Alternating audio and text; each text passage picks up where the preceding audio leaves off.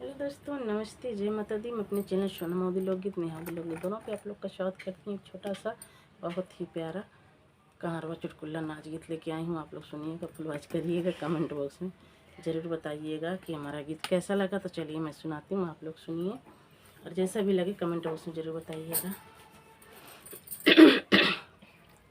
हमारी झूलनी गिरी है, हमारी झूलनी गिरी है, बालू रे तवा घरे के लोगवा हे रैना नदी। हमारी झूलनी गिरी है, हमारी झूलनी गिरी है, बालू रे तवा घरे के लोगवा हे रैना नदी।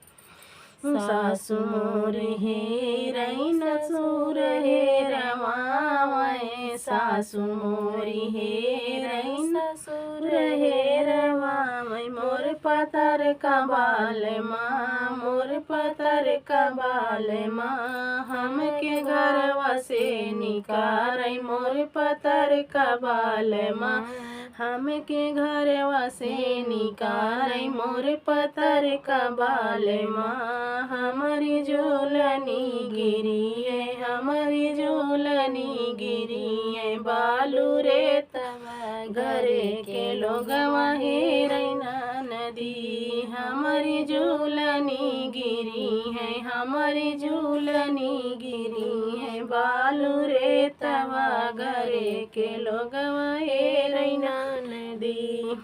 जेठ मोर हे रई जेठानी हे रमावई, जेठ मोर हे रई जेठानी हे रमावई, मोर पतर कबाल माँ, मोर पतर कबाल माँ, हमके घरवा से निकारै, मोर पतर कबाल माँ, हमके घरवा से निकारै, मोर पतर कबाल माँ। हमारी झूलनी गिरी है, हमारी झूलनी गिरी है, बालू रे तवा घरे के लोगवा हे रैना नदी।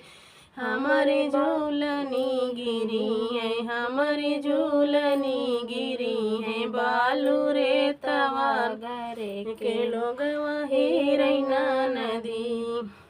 देवर मोर हे रई देवरानी हे रमावई, देवर मोर हे रई देवरानी हे रमावई, मोर पतर कबाल माँ, मोर पतर कबाल माँ, हमके घरवा से निकारै, मोर पतर कबाल माँ, हमके घरवा से निकारै, मोरी पतर कबाल माँ।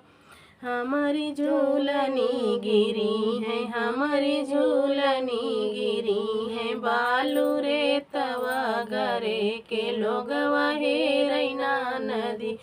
हमारी झूलनी गिरी है, हमारी झूलनी गिरी है, बालू रे तवा घरे के लोगवा हे रैना नदी।